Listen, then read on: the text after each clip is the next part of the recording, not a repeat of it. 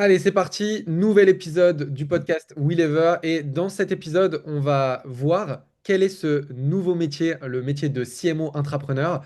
Pourquoi c'est la nouvelle opportunité du coup qu'on recommande du coup à tous nos élèves. Et surtout, pourquoi est-ce que c'est ce qui est le plus demandé dans notre réseau, toutes les entreprises avec lesquelles on bosse, tous les entrepreneurs que l'on connaît, pourquoi est-ce qu'ils cherchent désespérément des CMO intrapreneurs? Et pourquoi c'est différent? Du coup, en quoi c'est différent hein, des freelances, des prestats en media buy, en copy. Pourquoi les copy media buy n'arrivent pas à trouver des missions chez ces entrepreneurs-là, en tout cas les entrepreneurs que nous on connaît, pourquoi ils refusent des media buyers, et des copywriters en freelance comme ça, et pourquoi à l'inverse, ils viennent chercher chez nous désespérément des CMO, pourquoi on en manque, pourquoi ils n'arrivent pas à en trouver. Et pourquoi? Bah parce qu'on va voir ensemble dans ce podcast quels sont les, les choses qui ont le plus de valeur pour ces dirigeants-là et comment est-ce que nous, on les apporte au sein de la Wellever et pourquoi ils n'arrivent pas à les retrouver ailleurs. Ça te va comme sujet? Ouais, parfait. Déjà, je pense qu'on peut commencer par définir euh, ce qu'est un CMO entrepreneur et en quoi c'est différent d'un copywriter, d'un media buyer euh, ou d'un freelance en marketing autre qui ferait autre chose. Un copy est sur un modèle qui va fonctionner de deux façons. Tu vas prospecter pour trouver des clients, pour écrire leur page de vente, pour écrire leurs emails, pour écrire leur VSL, pour écrire leurs ads. Tu vas livrer le service au client. Donc, tu vas écrire la page qui a été demandée. Tu vas recevoir de l'argent en échange. Tu vas être payé pour cette mission. La mission se termine. Et là, tu as deux options. Soit tu essayes de revendre un autre truc à l'entrepreneur, soit tu essayes de trouver un nouveau client. Et donc, tu repasses ta journée à prospecter. Et donc, tu passes plus de temps à prospecter qu'à vraiment faire du copy. Ça, du coup, c'est être un copywriter aujourd'hui sur le marché en 2025, 2026, et ça sera pareil en 2027, 2028. Ça va pas changer en fait. Puisque en tant que copy, tu es positionné comme un prestataire externe, tu es payé pour une mission, tu exécutes ta mission, tu es vu comme un exécutant finalement. Ça, c'est le copy. Le média buyer, lui, euh, il va, selon le média buyer, il va chercher tes clients. Euh, Généralement, il va avoir plein de petits clients. Donc des clients qui vont le payer 200 euros par mois, 500 euros par mois, euh, pour gérer le media buying. À côté, généralement, il va également travailler en agence, être payé 200 euros par mois par client en agence, avec des petits clients, des clients chiants. Tu sais, les petits clients, c'est les clients les plus chiants. Et je dis pas ça en mode pour casser les petits clients, parce qu'on est tous le petit client de quelqu'un. Moi, à Dubaï, je suis un petit client. Je sais que du coup, genre, des fois, on me prend pas au sérieux parce que je suis pas multimillionnaire, tu vois. Donc c'est OK d'être un petit client. Mais factuellement, je sais aussi que à Dubaï, je suis le client chiant. Tu vois, et les petits clients sont les plus chiants. Euh, et du coup, tu vas te retrouver en tant que média buyer à avoir 15 missions, 15 missions de petits clients qui vont te payer 200 euros par mois.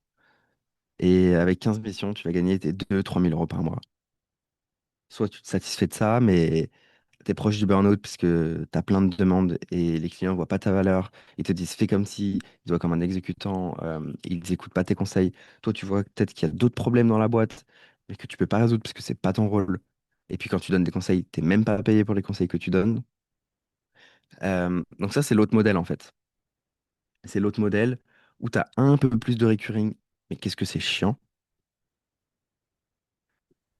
Et nous, le modèle qu'on propose, c'est le modèle où tu es intrapreneur CMO.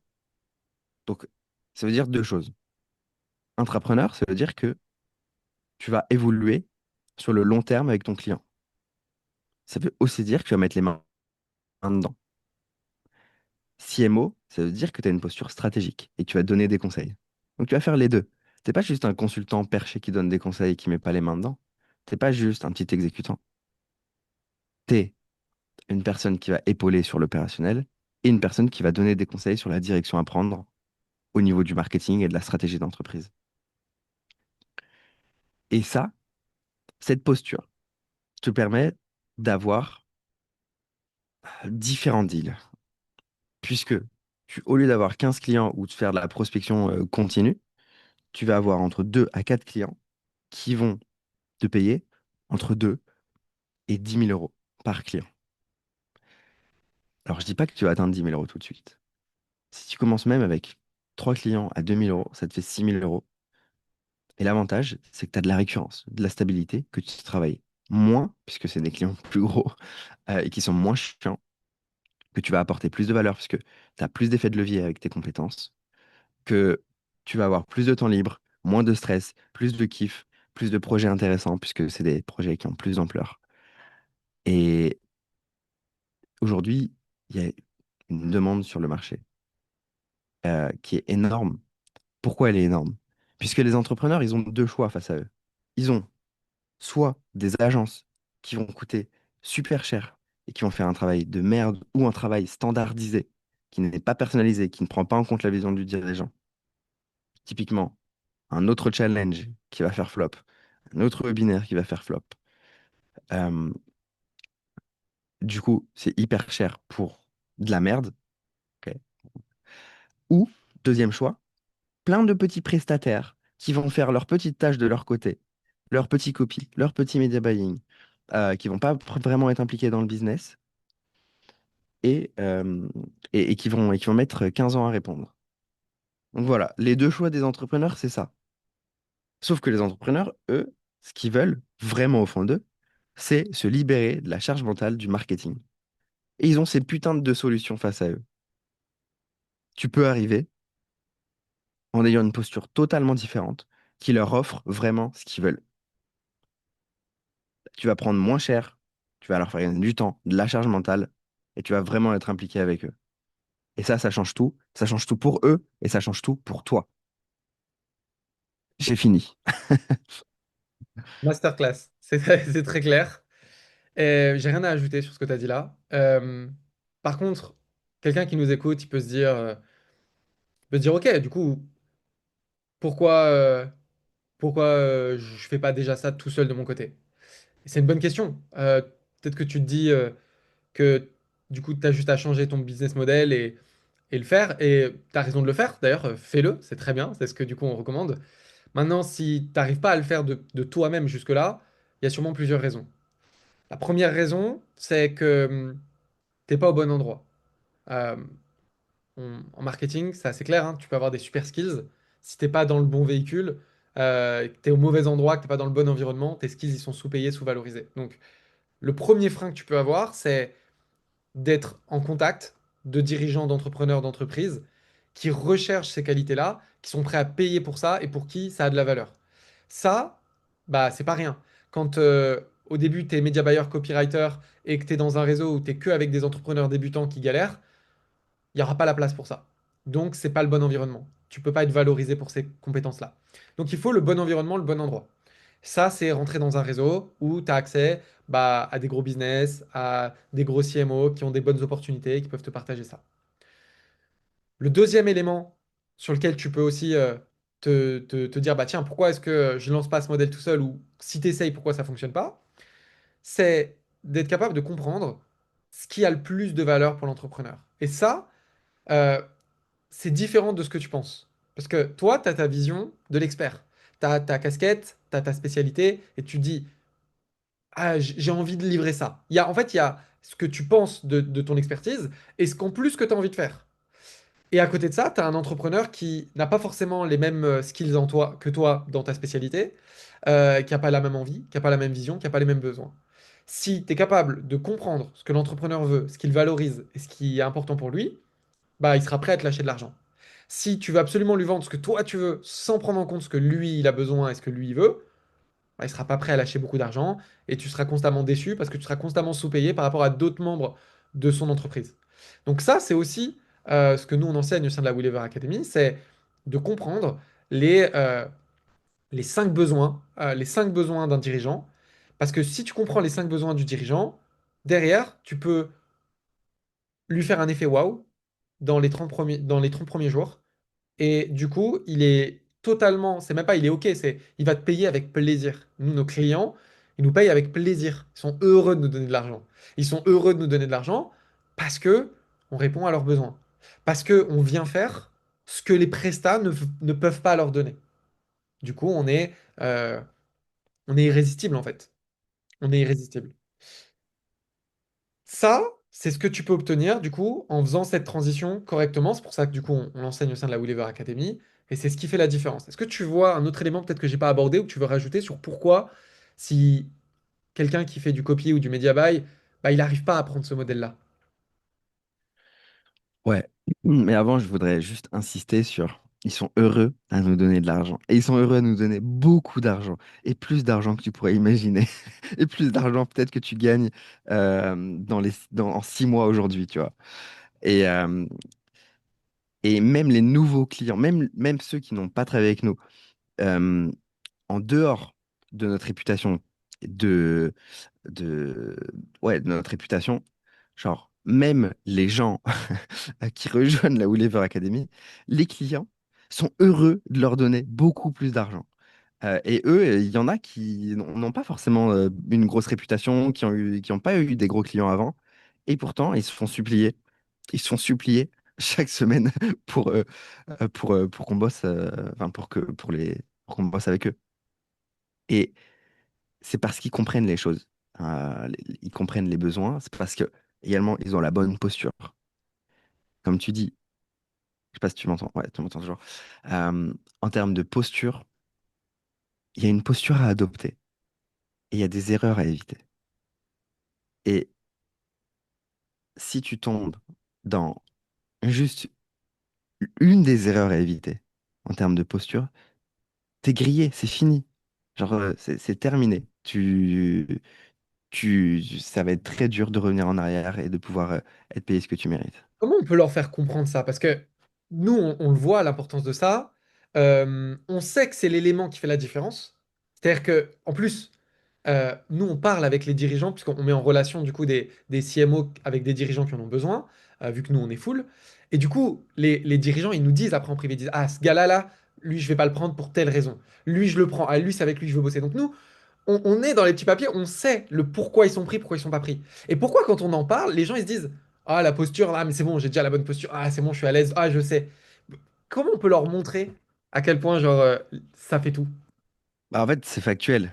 Euh, est-ce que tu as des clients qui te payent avec plaisir au moins 5 000 euros? Et qui, Est-ce que tu as des et qui te courent après pour bosser avec toi.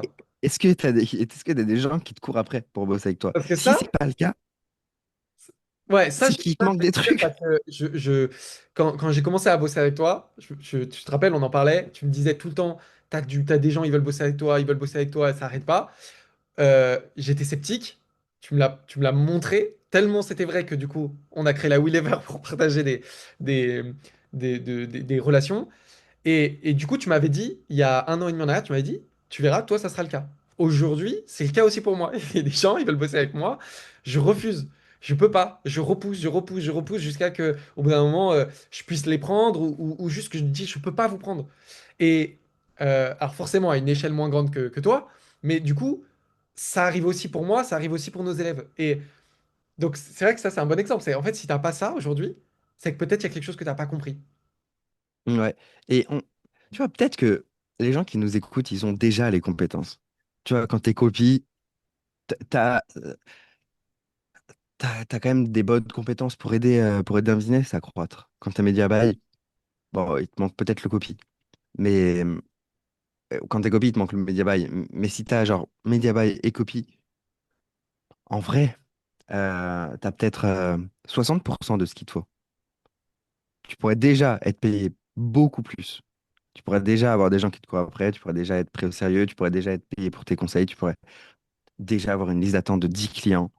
Euh, enfin, là, ce matin, on va encore refuser, j'ai pas encore écrit le message, tu vois, mais on va encore refuser une collab, euh, parce que dans la Wherever Academy, il y a personne qui peut l'apprendre, qui veut l'apprendre, tu vois, parce qu'ils ont déjà des trucs plus intéressants. Donc c'est une collab.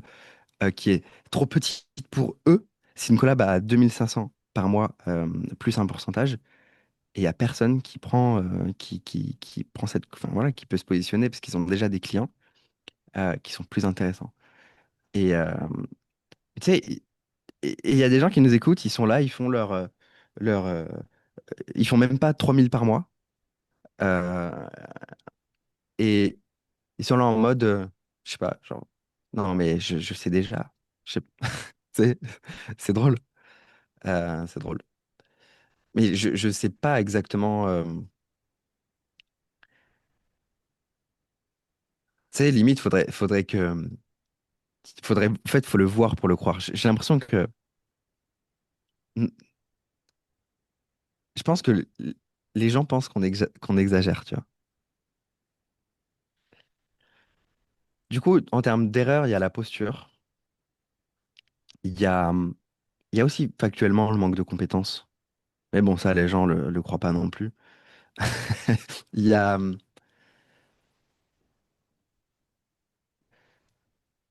les relations que tu es capable de créer.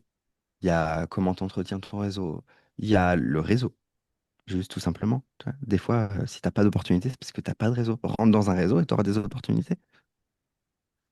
Il y a, est-ce que est-ce que tu as des amis marketeurs? Parce que avoir des amis marketeurs, moi, c'est ça qui a changé beaucoup de choses dans ma vie. Et c'est plein de petites choses comme ça, subtiles, euh, qui, additionnées, changent la donne. Tu sais, il n'y a pas genre un levier sur lequel travailler. Genre, si tu as des compétences, tu auras des clients. Non, c'est faux. Tu peux avoir des compétences, pas avoir de clients. Euh, le levier le plus important pour moi, c'est le réseau. Ouais, totalement.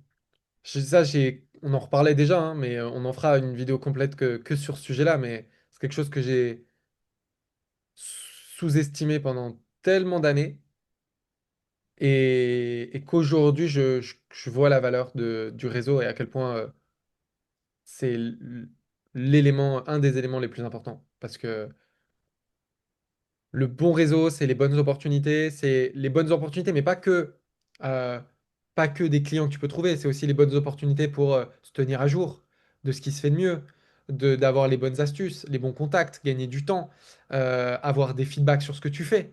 Euh, Encore hier, un de nos élèves de la Wheelever Academy, un de nos membres, il disait j'ai tel résultat avec mon client. Qui a déjà eu des clients sur cette niche? C'est quoi les résultats que vous avez? J'ai besoin de savoir si on est dans la bonne direction ou pas. Quelle valeur ça a? Combien ça coûte d'avoir cette réponse-là et d'avoir trois personnes qui te disent j'ai déjà eu des clients sur cette niche, voici les métriques qu'on a eues. T'es sur la bonne voie, t'inquiète. Si la qualité derrière est bonne, t'es sur la bonne voie, t'inquiète. Combien ça vaut combien ça? En vrai, tu sais que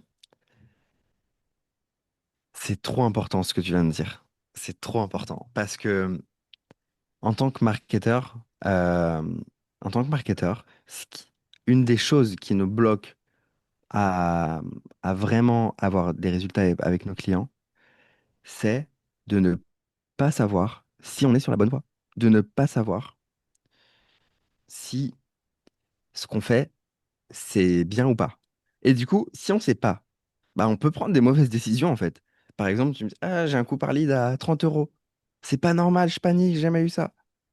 Mais en fait, sur cette niche, c'est normal. Donc c'est OK, tu vois. Et du coup, si tu sais pas, tu vas paniquer, tu vas commencer à t'auto-saboter, prendre des mauvaises décisions, machin. Et finalement, pas avoir de résultat avec ton client. Donc c'est une collab qui va peut-être se terminer. Alors que si tu sais, bon bah voilà, là, je crois que la personne en question, elle facture 3K par mois plus un pourcentage. Bon bah, ces 3K par mois plus son pourcentage, bah ça c'est assuré parce que elle a eu cette information qui a pris 2 secondes, Ouais, mais elle l'a eu. Donc c'est ouais, c'est tout un tas de petites choses. Bon, en tout cas, je pense que sur la différence entre copie marketeur, CMO, intrapreneur, ce qu'on enseigne, Media buyer, je pense que la différence, elle se joue là, tu vois. Elle se joue pas dans le modèle de rémunération, elle se joue pas dans, elle se joue dans la posture, dans la relation et dans le type de mission que tu as, qui sont des missions infinies. Des missions infinies, c'est des missions qui se terminent jamais. En fait, tu t'es pas payé à la tâche ou à la mission, tu es payé à, au fait d'être là. Du coup, tu peux être là à l'infini. C'est ça la grosse différence. Donc, c'était le but du podcast, c'était de clarifier ça. Je sais pas si tu as autre chose à rajouter sur ça, toi. Ouais, je voudrais finir sur un truc. Je Ouais. réfléchissais, tu vois, pendant qu'on était en train de parler là, en direct, je me disais, ok, quelle métaphore on peut avoir sur la posture, quelle métaphore on peut avoir sur la posture. J'en ai une en tête, donc comme ça, ce sera pour ceux qui écoutent jusqu'au bout.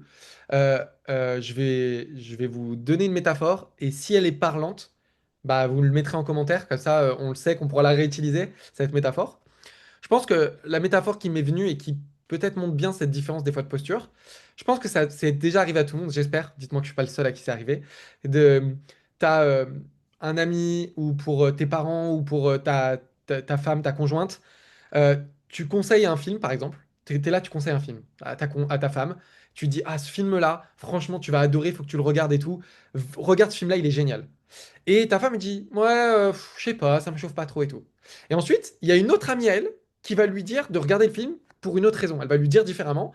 Et là, elle va rentrer, elle va dire, ah, on m'a dit, tu sais quoi, on m'a dit de regarder ce film, apparemment il est génial et tout. Et toi, t'es là en mode, non mais ça fait, je t'ai dit 10 fois de le regarder, tu m'écoutes jamais. Elle regarde le film, elle adore. Ça, normalement, on l'a tous déjà vécu. Je vois, tu souris, t'es d'accord, t'as déjà vécu, on l'a tous déjà vécu. Si t'es la personne une qui propose le truc et que la personne n'a pas envie de t'écouter, bah, tu récoltes pas les lauriers. Parce que quand ta meuf, elle a vu le film, c'est qui qu'elle remercie? C'est sa pote, pas toi. Toi, t'étais le premier à en parler, mais t'as pas su lui montrer. T'as pas su lui montrer que ça allait changer sa vie de regarder ce film. Du coup, quand elle regarde le film et que ça change sa vie, c'est pas toi qui récupères les lauriers. Eh ben, c'est ça en fait que la différence de posture. C'est peut-être que tu as déjà les skills, peut-être que tu as déjà les compétences, peut-être que tu es déjà capable de faire gagner de l'argent à des dirigeants, à des entreprises, à les faire scale. Mais si le dirigeant, il t'écoute pas, ça sert à rien. Parce que s'il t'écoute pas, il va pas te payer, il va pas te donner d'argent. Et s'il décide de te donner des miettes comme ça pour te faire essayer et que ça marche, c'est toujours pas toi qui auras les lauriers. Je trouve que c'est une bonne métaphore. Si vous avez écouté jusque-là, dites-nous. Si c'est le cas, on la réutilisera. Mettez-nous un petit commentaire. Parce que c'est dur des fois d'expliquer cette différence de posture. Donc voilà, si vous avez écouté jusqu'ici, dites-le nous. On le saura comme ça. Et la réalité, c'est que on a fait une formation en 8 vidéos, 8 étapes qui expliquent comment changer de posture, les modèles de rémunération, les détails de ce métier, les besoins des dirigeants, la checklist des collaborations millionnaires. On a tout expliqué en 8 étapes simples, en 8 vidéos très courtes, actionnables, pour que tu puisses comprendre notre vision de ce métier. Et donc, si tu veux juste récupérer cette formation, clique sur le lien dans la description. C'est pas cher, c'est fait exprès pour que tu puisses consommer rapidement, avoir une vision de ce métier et voir si c'est fait pour toi ou pas. Donc, si ça t'intéresse, tu cliques sur le premier lien dans la description et tu vois, en fait, ça t'aura coûté euh, presque rien. Par contre, ça peut changer ta vie si tu mets en application. Et si ça t'intéresse pas, au pire, tu auras presque rien perdu. Donc, au moins, tu mets toutes les chances de ton côté. Ouais, clairement, c'est peut-être ce qui peut changer la direction de ta carrière, la direction de tes prochaines années, pour moins que le prix d'un resto. Donc, ça vaut le coup d'aller voir, quoi. Yes. Nickel, eh ben, bon épisode. J'espère que vous avez apprécié passer ce temps-là avec nous. Si c'est le cas, faites-le nous savoir. Comme d'hab, ça nous fait plaisir de voir que ça vous plaît. Abonnez-vous si vous ne l'êtes pas, parce qu'on va sortir d'autres contenus. Donc, si t'es intéressé par le marketing de près ou de loin, on t'invite à t'abonner si ce contenu t'a intéressé pour qu'on se retrouve sur un prochain épisode. Ciao tout le monde.